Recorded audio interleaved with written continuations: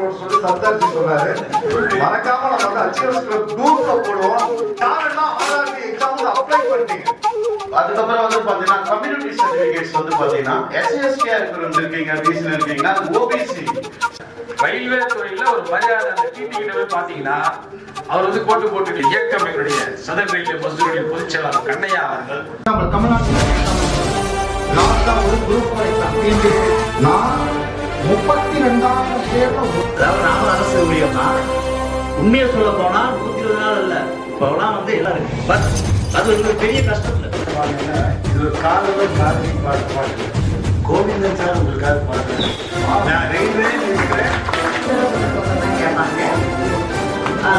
இங்க இந்த இவெண்ட்ல எல்லாரும் வந்து குழந்தைகள அட்டென்ஷன் வந்து